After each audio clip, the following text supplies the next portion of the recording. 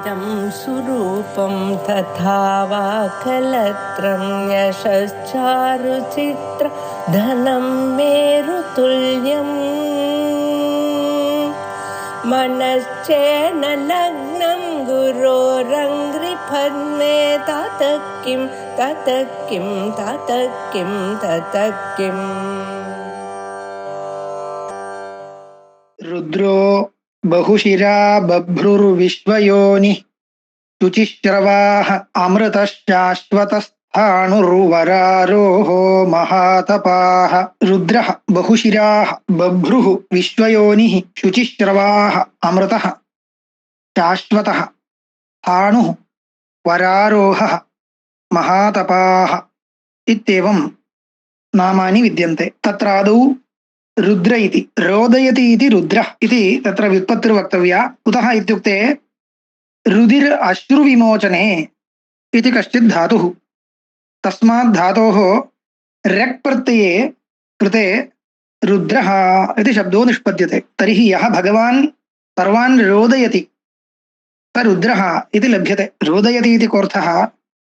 प्रजाः सर्वाः संहरति इति। रोदयति इत्यस्य रोदयति इति यथाश्रुतः अर्थः न ग्राह्यः, किन्तु संहारकाले प्रजाः सर्वाः संहरन् रोदयति रोदयतीव रुद्रः इत्युच्यते। इदं च पदं श्रीपरमेश्वरस्य पर्यायपदमिति प्रसिद्धं। तदेव पदं भगवतः नारायणस्य स्तुत्यर्थं प्रयुज्यते इत्यतः उभयोरपि परमार्थदृष्ट्या ऐक्यं सूचितं भवति। रुत् इति एकं शब्दं स्वीकृत्य ततः अपि रुद्रशब्दः निष्पादयितुं शक्यते। रुत् इति शब्दस्य दुःखम् इत्यर्थः। तां ऋतं ददाति इति रुद्रः इति रादाने इति धातोः राति ऋतं राति इति रुद्रः इति इत्यपि निष्पादयितुं शक्यते इति प्रायेण पूर्वोक्तरीत्या एव अर्थस्तु तथैव लभ्यते इति तावदेव इदानीं चिन्तनीयं। तथा च अयं क्विबन्तशब्दो भवति। अथवा किं कुर्मः, द्रुगतौ इति धातुं स्वीकुर्मः। द्रुगतौ इति धातुः गत्यर्थकधातुः। तर्हि ऋतं द्रावयति इति रुद्रः, तत्र डप्रत्ययः। ऋतं द्रावयति दुःखं नाशयति इत्यप्यर्थो भवति।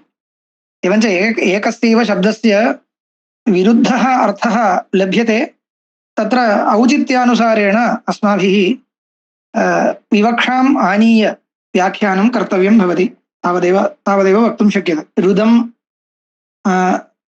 ददाति इति वा, ऋतं रादि इति वा, द्रावयति इति वा, रोदयति इति वा रुद्रशब्दः वक्तव्यः। एतज्जातं। तदनन्तरं द्वितीयं नाम बहुशिराः इति। बहुशिराः, बहुशिरसौ, बहुशिरसः इत्येवं सकारान्तशब्दो भवति। बहूनि शिरांसि यस्य सः बहुशिराः। बहुशिराः इति एकवचनं, न तु बहुवचनं। बहुशिरसः इति तस्य बहुवचनं भवति।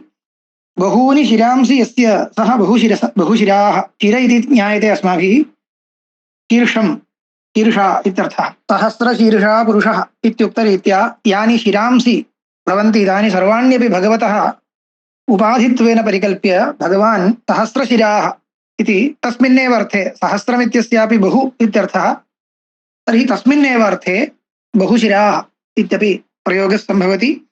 बहुशिरसे नमः, रुद्राय नमः, बहुशिरसे नमः। ततः परं बभ्रुः इति तृतीयं नाम।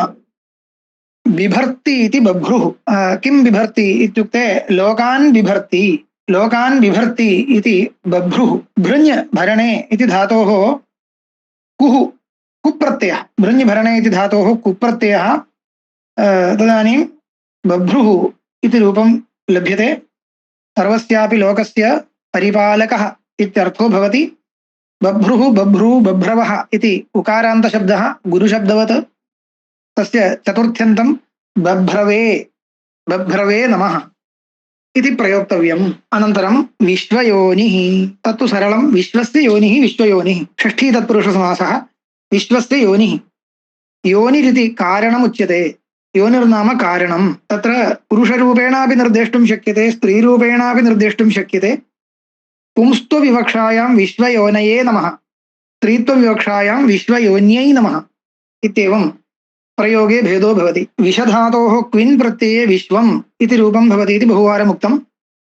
योनिः इत्यत्र युमिश्रणे इति धातुः, युमिश्रणे इति कार्येण कारणं मिश्री भवति। कार्यम् इति तु स्वतन्त्रं किमपि न भवति लोके, कारणसहितमेव कार्यम् उपलभ्यते इति कृत्वा योनिशब्दः कथञ्चित् कारणम् इत्यर्थे आनेतुं शक्यते। वस्तुतस्तु तस्य रूढार्थः कारणम् इति। कारणम् इत्यर्थे योनिशब्दस्य प्रयोगः बहुत्र वर्तते, तस्मात् तत्र सन्देहो नास्ति।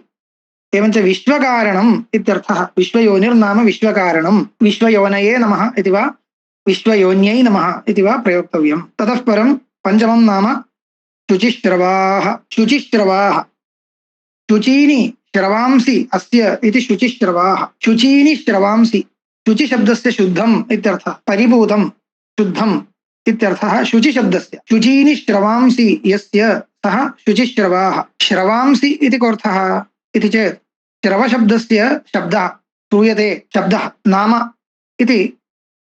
नाम इति स्वीकर्तुं शक्यते प्रकृते। प्रकृतानुगुण्येन कृणुधातोः असुन् प्रत्ययः श्रवः इति शब्दो लभ्यते। श्रवणयोग्यं नाम इत्यर्थः। एवञ्च श्रवणयोग्यं नाम शुचि, शुद्धं, शुद्धानि नामानि यस्य भवन्ति सः इत्यर्थो भवति।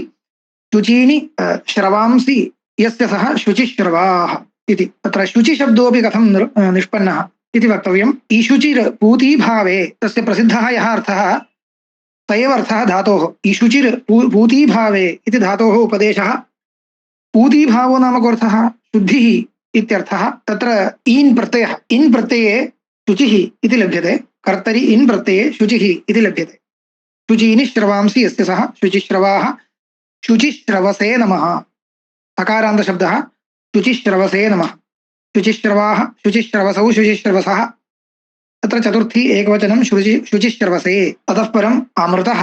अमृतः मृङ्, मृङ् धातोः कृतप्रत्ययः, मरणम् इत्यर्थे मृङ् धातुः तत्र मृत्युः इति प्रथमतः रूपं निष्पद्यते। मृत्युः मरणम् अस्य नास्ति, सः अमृतः। नाम कृतप्रत्यये मृतः इति रूपं भवति।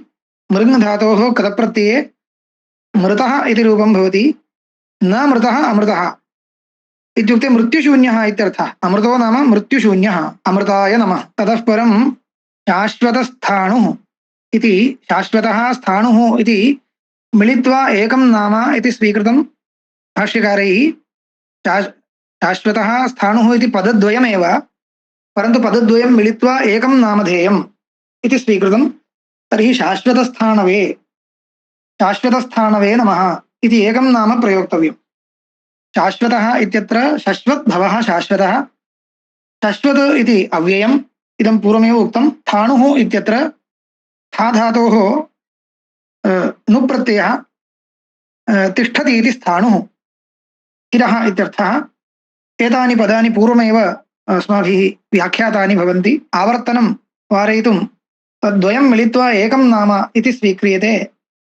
तेन प्रत्येकं नाम पूर्वमेव उक्तम्। इदानीं मिलितरूपेण अन्यं नाम इति स्वीकृत्य आवर्तनं वारयितुं शक्यते इति तत्र अभिप्रायः।